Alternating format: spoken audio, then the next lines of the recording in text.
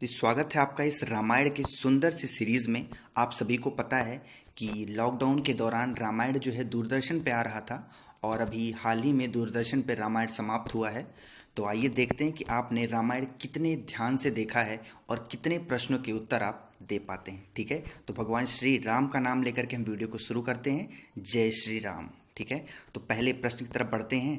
पहला प्रश्न हमारा है कि रामायण किसके द्वारा लिखा गया संस्कृत का एक अनुपम महाकाव्य है। यानी कि रामायण जो है वो संस्कृत में किसके द्वारा लिखा गया था, आपको बताना है।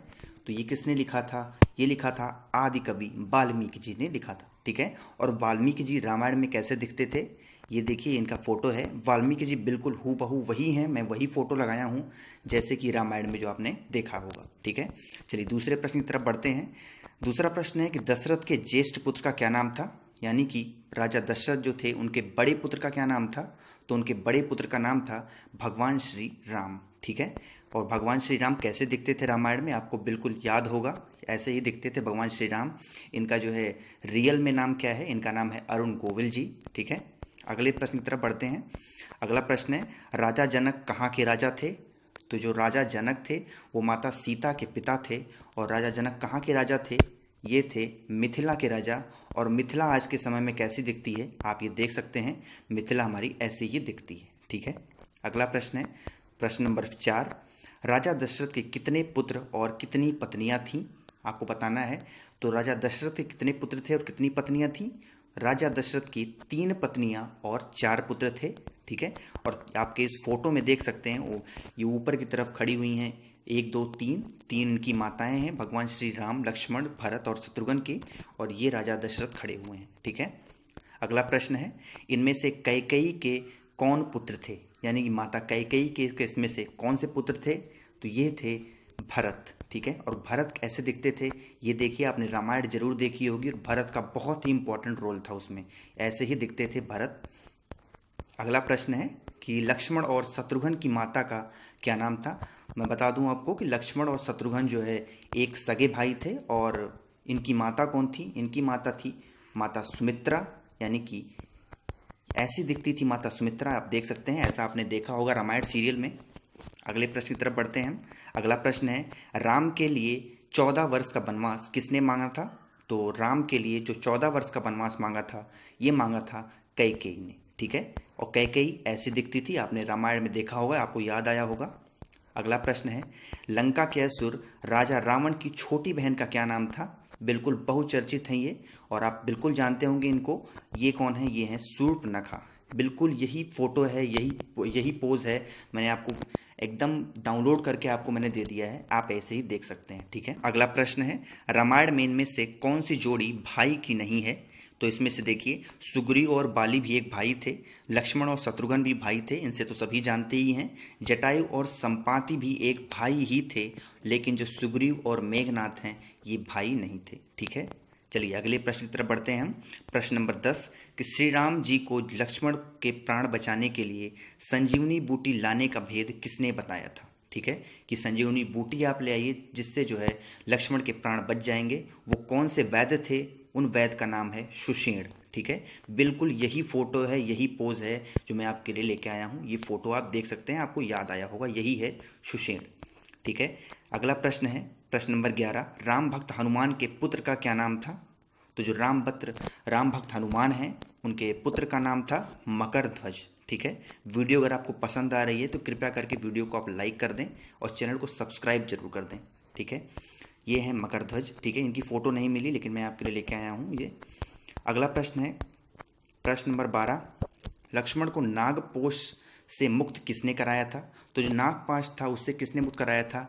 ये कराया था गरुड़ ने। ठीक है, गरुड़ कैसे दिखते थे, बिल्कुल आप देख सकते हैं, गरुड़ ऐसे ही दिखते थे रामायण सीरियल में।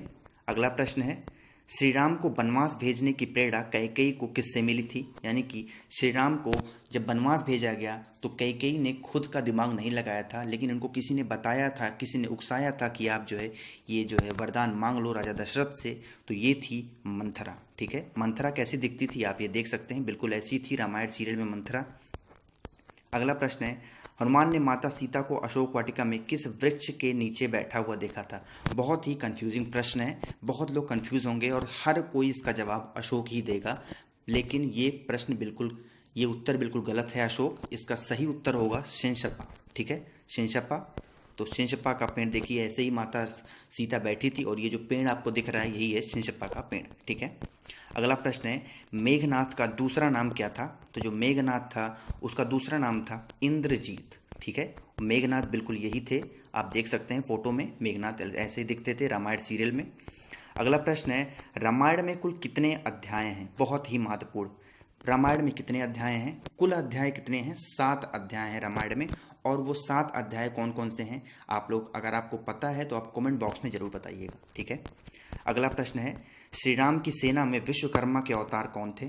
तो जो श्री राम की सेना है उसमें विश्वकर्मा के अवतार थे नल और नील। ठीक है, ये आप फोटो में देख सकते हैं, नल और नील, बड़ी मुश्किल से फोटो मिल पाई है, यही है नल और नील। ठीक है, अगला प्रश्न है रामायण किस युग से संबंधित है?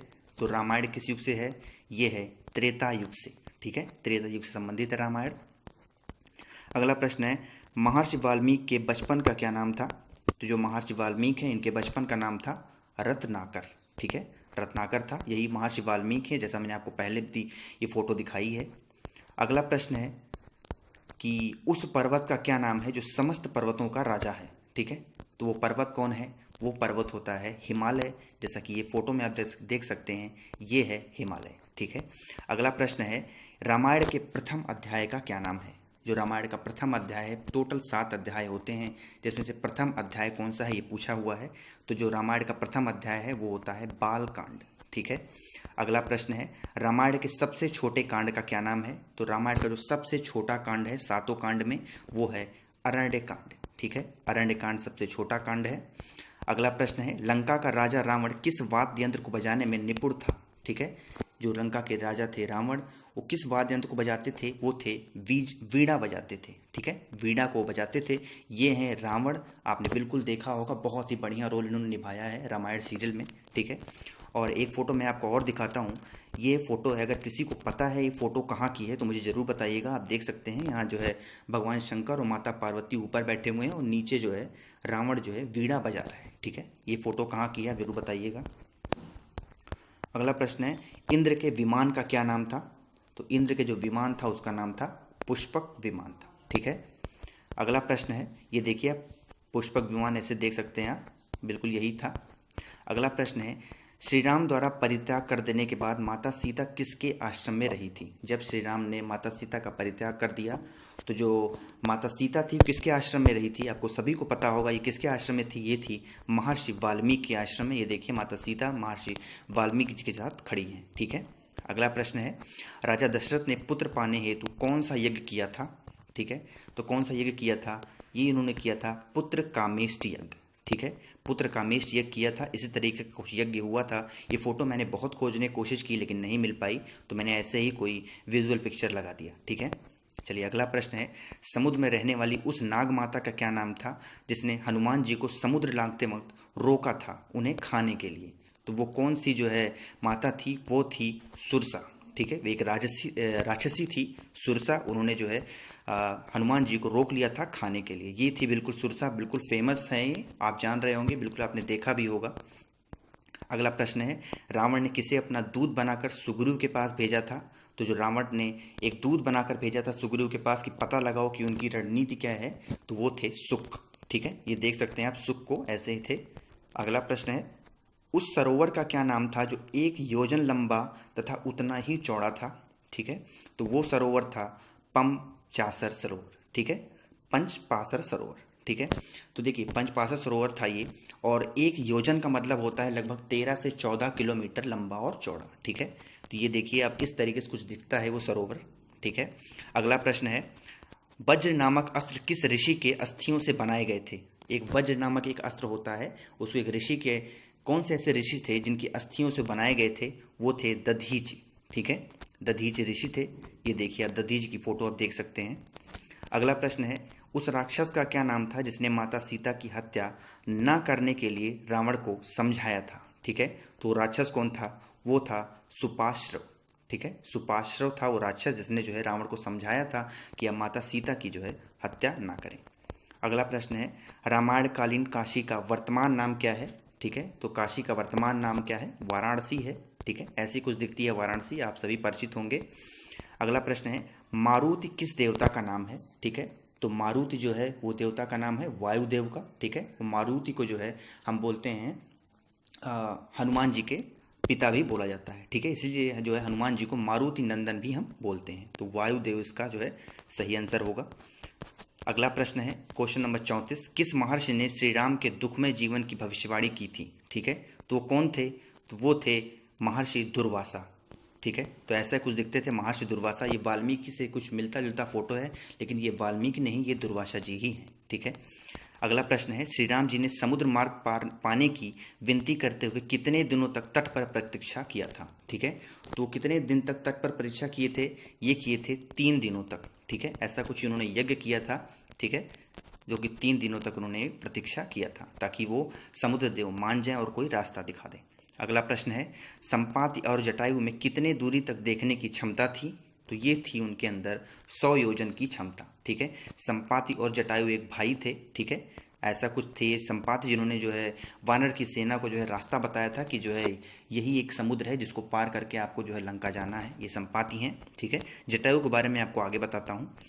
अगला प्रश्न है कि सबसे पहले श्री राम को किसने बताया कि आकाश मार्ग से लंका के दक्षिण की ओर रावण सीता को हरण करके ले गया है? ठीक है, ये सबसे पहले बताया था भगवान श्री राम को, किसने? जटायु ने बताया था। ठीक है, और जटायु ऐसे कुछ दिखते थे जिन्होंने जो है माता सीता के लिए अपने प्राण जो है न्यौछावर कर दिए। ठीक है, अगला प्रश्न है, किस नदी के तट पर श्री राम ने जटायु का अंतिम संस्कार किया था? ठीक है, तो वो नदी थी गोदावरी। ठीक है, देखिए भगवान श्री राम ने कुछ इस तरीके से जो है जटायु का अंतिम संस्कार किया था। ठीक है, अगला प्रश्न है, श्री राम को यह सलाह किसने दी कि लंका से माता सीता को छुड़ाने के लिए सुग्रीव से मित्रता की जाए? ठीक है, तो यह सलाह दी थी माता शबरी ने दिया था। ठीक है, जिन्होंने भगवान श्री राम को अपने जूठे जो है बेर खिलाए थे, ताकि जो है जूठे इसलिए वो करती थी ताकि जो है उनके मुंह के अंदर कोई खट्टा जो है बेर ना चला जाए, वो सब कुछ जो है टेस्ट करके जो है उनको देती थी ताकि जो मीठा हो वही वो खाएं। ठीक है, तो ये है माता शबरी, बिल्कुल चर्चित होंगे, आप सभी देखे होंगे रामायण सीरियल में। अगला प्रश्न है, माता सीता की खोज के लिए सुग्रीव ने वानर सेना को कितना वक्त दिया था? ठीक है, कितना वक्त दिया था?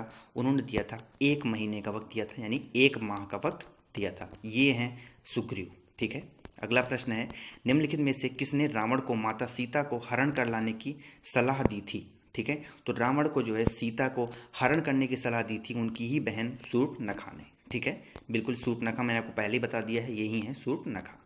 अगला प्रश्न है, लंका नगरी किस पर्वत पर स्थित थी? तो जो लंका नगरी थी वो स्थित थी त्रिकूट पर्वत पर। ठीक है, ऐसा कुछ दिखता है त्रिकूट पर्वत इस समय। ठीक है, अगला प्रश्न है, भरत की पत्नी का क्या नाम था?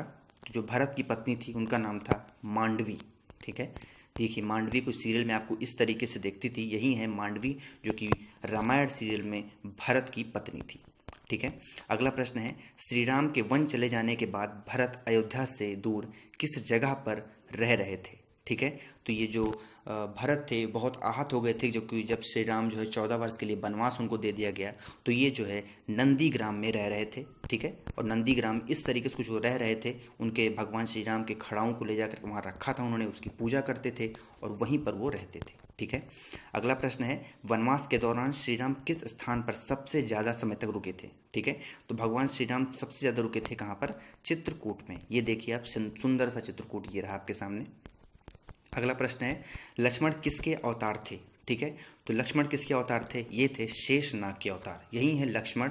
ठीक है, आपने बिल्कुल देखा होगा। अगला प्रश्न है, शबरी किस वन में रहती थी? तो शबरी रहती थी दंडक वन में।